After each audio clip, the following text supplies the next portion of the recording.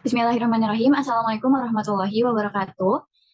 Yang saya hormati Bapak Adi Nur Rohim, SHI, MEI, CDIF, selaku dosen pengampu dari mata kuliah Seminar Ekonomi dan Keuangan Syariah.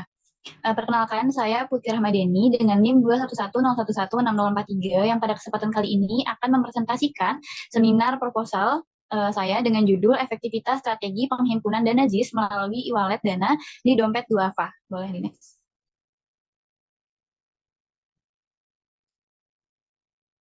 Oke, penelitian ini dilatar belakangi oleh potensi dan zakat Indonesia yang pada tahun 2020 itu mencapai 327 triliun per tahunnya. Nah, tingginya potensi zakat ini tuh di Indonesia juga didukung oleh fakta bahwa Indonesia itu merupakan negara dengan jumlah populasi muslim terbesar kedua di dunia.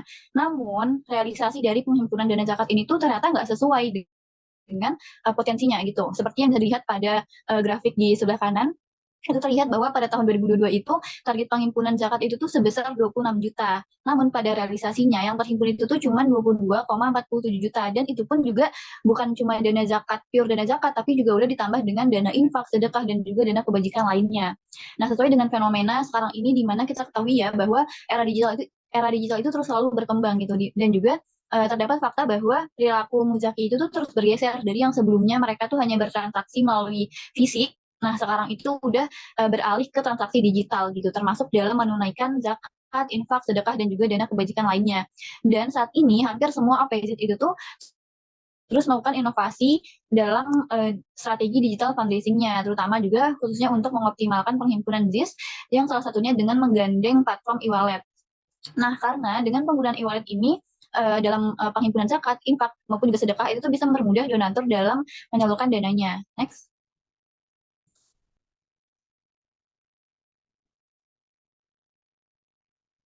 Oke, berdasarkan penelitian terdahulu yang dilakukan oleh Sarah Lutfiah Nugraha dan juga Ika Yunia Fauzia pada tahun 2022, pada tahun 2021, itu menemukan bahwa penggunaan e-wallet itu dipengaruhi oleh tingkat kepercayaan, kepuasan, dan juga tingkat pendapatan donatur yang secara langsung mempengaruhi perilaku muzaki dalam berzakat, infak, dan sedekah.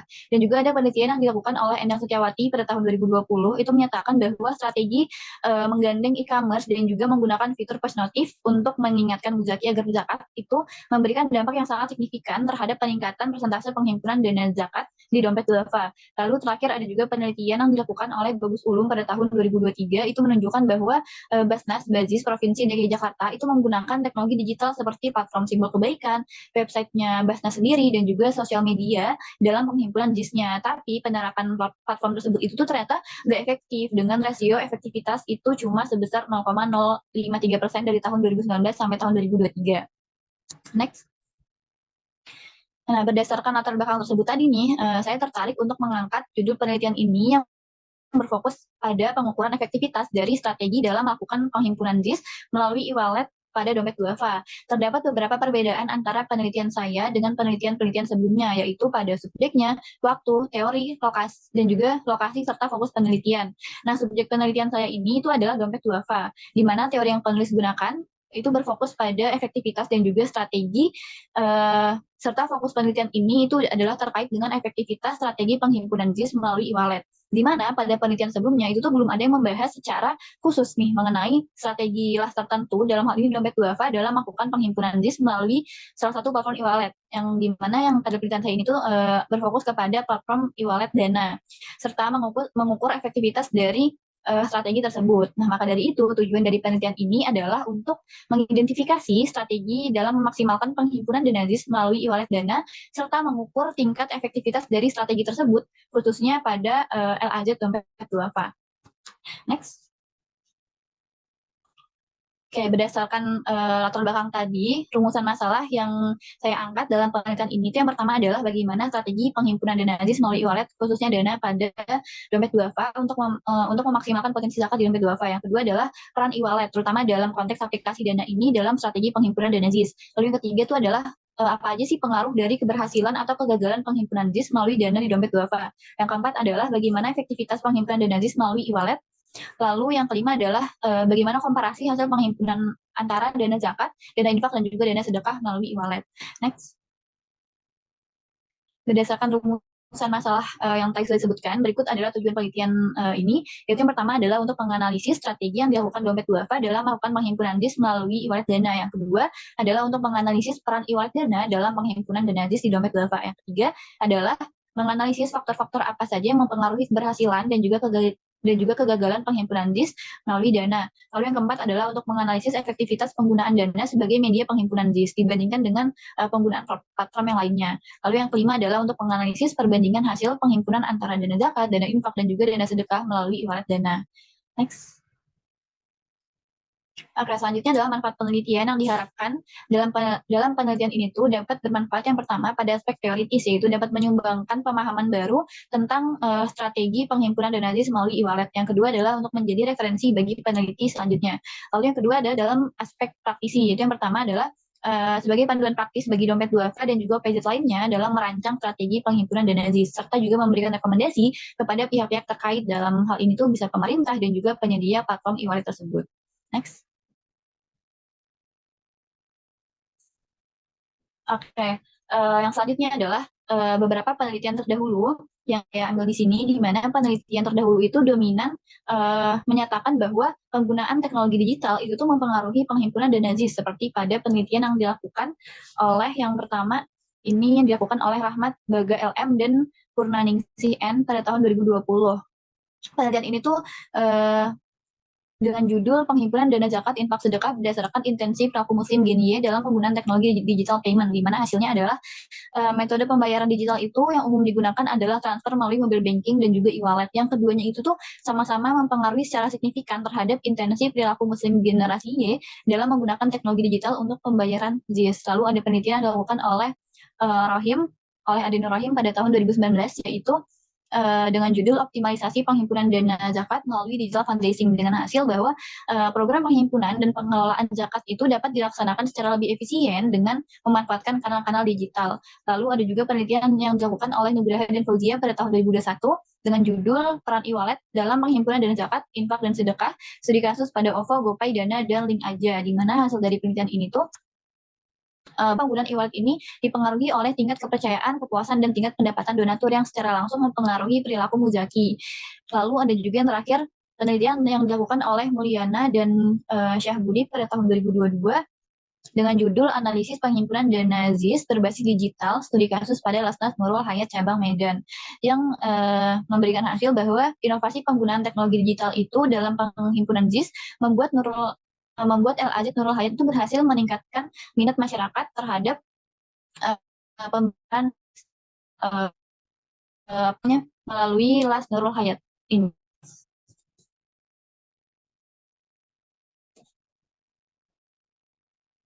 Biasanya ada dasar yang digunakan penelitian ini. Yang pertama adalah JIS atau zakat infak sedekah. Yang pertama zakat. Zakat ini tuh secara etimologi berasal dari bahasa Arab, yaitu zakah yang memiliki arti pertumbuhan dan perkembangan, di mana zakat ini tuh merupakan salah satu solusi strategis dan alternatif yang ditawarkan Islam melalui sistem manajemen zakat produktif serta kreatif. Ini dari penelitian oleh Antiwi pada 2019. Yang kedua adalah infak, yang dari bahasa Arab itu berasal dari kata Arab anfaku yang artinya mengeluarkan atau memberikan harta. Berdasarkan hukumnya, infak itu dikelompokkan menjadi dua, yaitu infak yang wajib dan juga infak yang tidak wajib gitu, yang bersifat sukarela. Ini berdasarkan penelitian Nur Hayati pada tahun 2019. Next. Selanjutnya adalah sedekah, yang dari bahasa Arab. Sedekah itu adalah sodakoh yang dari asal kata sidik atau sid, yang berarti kebenaran berdasarkan dari itu tuh ini akan atau entitas bisnis di luar kewajiban zakat dengan tujuan untuk kebaikan umum. Ini berdasarkan penelitian oleh Safira dan Suarsono tahun 2013. Lalu selanjutnya adalah penghimpunan JIS. Nah, dalam Kamus Besar Bahasa Indonesia atau KBBI, penghimpunan atau pengumpulan dana itu merujuk kepada proses, cara atau tindakan untuk mengumpulkan dan menggalang dana serta penyerahannya gitu. Nah, kegiatan penghimpunan ini terkait dengan keterampilan individu, badan hukum, atau organisasi yang mengajak atau mempengaruhi orang lain agar sadar, peka, dan termotivasi untuk membayar zakat serta menyumbangkan harta mereka. Ini menurut Abdullah 2021. Nah, penghimpunan JIS itu dapat dilakukan secara dua metode, yaitu secara langsung maupun secara tidak langsung. Next. Selanjutnya, teori yang digunakan adalah teori strategi, di mana strategi ini berdasarkan etimologi merujuk pada tahap penting atau kebijakan pokok yang mendasar gitu. Menurut Supriyanto dan Sandu, strategi itu memiliki berbagai varian atau jenis, yaitu tingkat persaingan dan tingkat fungsi. Problema dari strategi ini tuh adalah untuk memenangkan preferensi pelanggan, menghasilkan keuntungan yang berkelanjutan, dan meningkatkan daya saing. Next. Yang terakhir adalah teori terkait dengan efektivitas. Menurut Richard M. Stries, berpendapat bahwa efektivitas itu dapat diukur dengan melihat seberapa baik suatu organisasi itu dapat menjalankan tugas-tugas intinya dan mencapai tujuan serta sasaran yang telah didapatkan atau telah ditetapkan. Terdapat 3 indikator penting yang digunakan untuk mengukur efektivitas suatu organisasi. Ini yang saya gunakan dalam penelitian ini. Menurut Richard M. Stries, itu terdapat 3 indikator, yaitu pencapaian tujuan, integrasi, dan adaptasi. Terdapat pula tingkatan dalam pengukuran efektivitas penghimpunan JIS dengan 5 karakter, yaitu dari efektif sampai tidak efektif sampai sangat efektif. Nah, cara pengukuran efektivitas dalam penelitian ini tuh yang pertama juga menggunakan teori dari Richard, lalu juga menggunakan rasio efektivitas yang dihitung dengan rumus berikut, yaitu realisasi jumlah perolehan per target dikali 100% dengan persentase seperti di bawah ini berdasarkan Indonesia Zakat Outlook pada tahun 2020. Boleh di next? Oke, selanjutnya adalah teori terkait dengan e-wallet, di mana secara umum e-wallet itu merupakan aplikasi yang berjalan di server dan membutuhkan koneksi dengan penerbit selama proses penggunaannya. Ini menurut Mulyana dan Wijaya pada tahun 2018. Saat ini terdapat beberapa e-wallet yang sudah tersedia di pasaran seperti Dana, GoPay, ShopeePay, dan yang lainnya. Next. Oke, berikut adalah deskripsi terkait dengan objek penelitian saya, yaitu dompet duafa.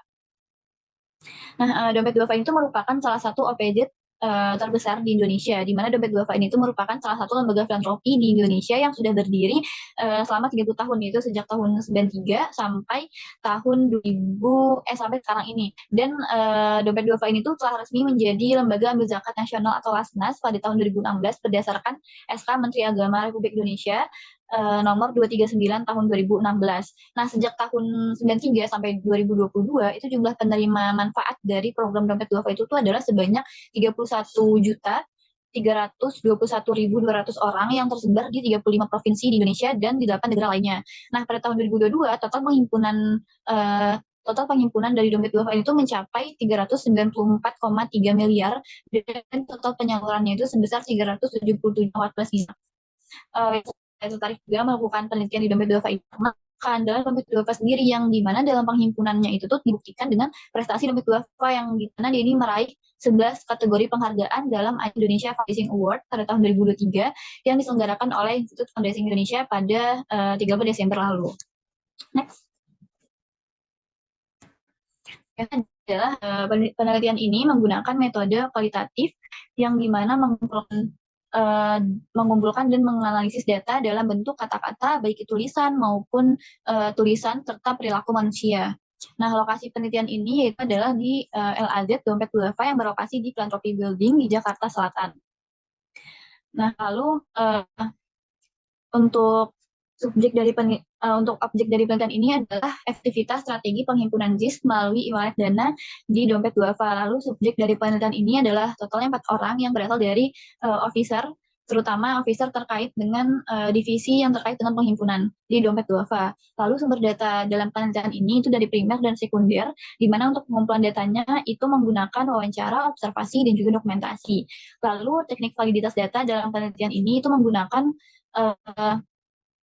model triangulasi dan referensi bahan, di mana triangulasi itu dilakukan dengan membandingkan data dari sumber yang berbeda dengan teknik yang berbeda pula untuk memastikan kebenaran data yang diperoleh. Nah, selain itu, penggunaan rekaman dalam wawancara juga digunakan dalam penelitian ini, yaitu untuk membantu meningkatkan kepercayaan terhadap kebenaran data. Dan juga untuk menghindari dalam penafsiran data dan untuk memahami konteks pembicaraan dalam wawancara itu secara lebih jelas. Lalu data yang digunakan dalam penelitian ini itu dianalisis dengan mereduksi data. Pada tahap ini, data itu direduksi dengan menggabungkan catatan atau hasil rekaman wawancara yang relevan tadi. Kemudian disusun secara sistematis untuk mengidentifikasi pola yang lebih mudah dipahami.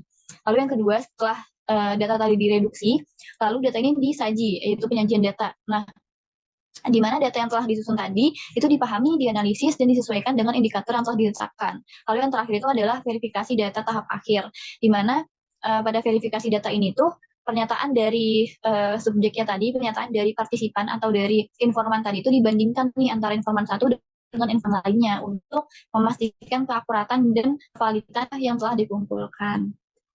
Next.